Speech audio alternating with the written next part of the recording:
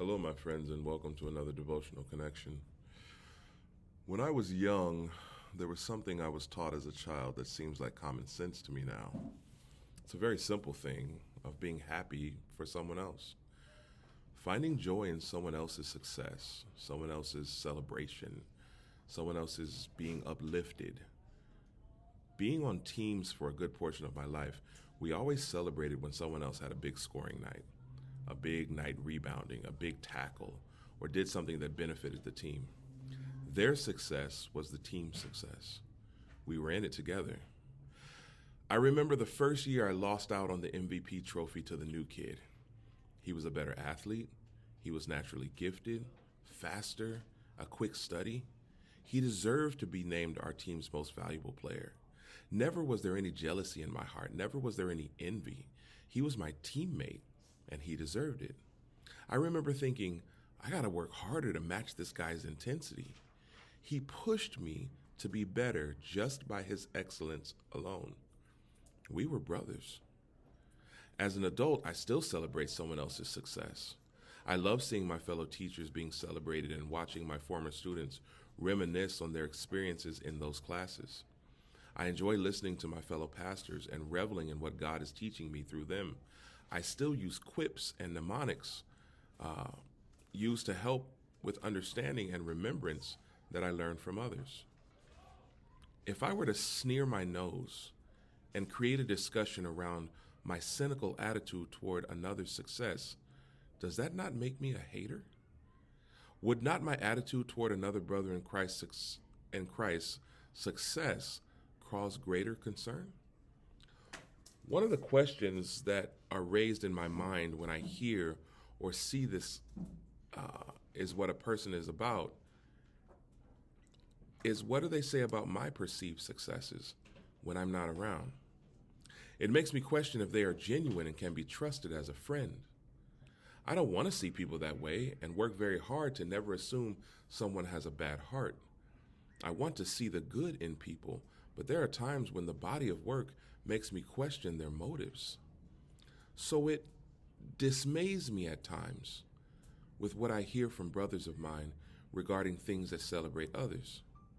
This month is Black History Month, and yes, I am an African American male.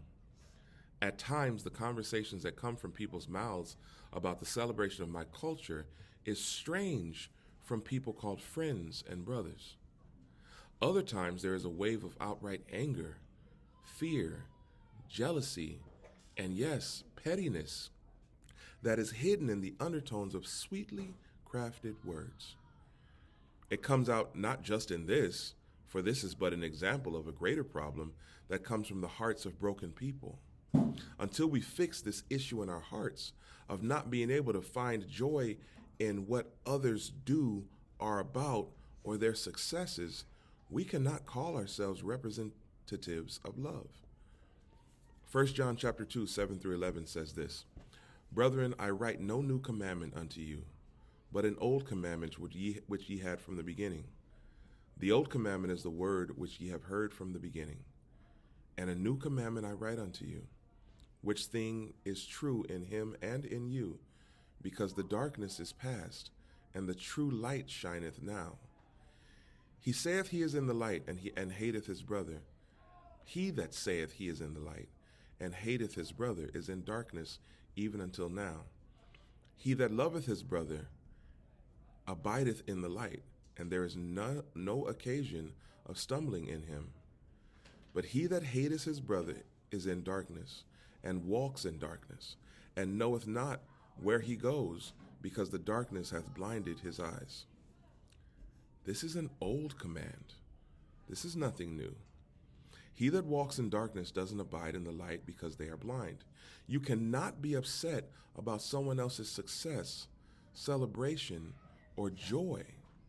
Their shine does not diminish yours. The son at home in the story of the prodigal son could have thrown a party for him and his friends at any time, yet stood in jealous rage because their father threw a party for his brother. And he looked like a fool for it. You can't hate your brother and claim to be a follower of Christ unless you don't see others as brothers. You don't see them as worthy of God's love. You don't see them as human beings that Christ died for, making their value worth more than anything in the universe. That couldn't be it, could it? Talk to you again soon.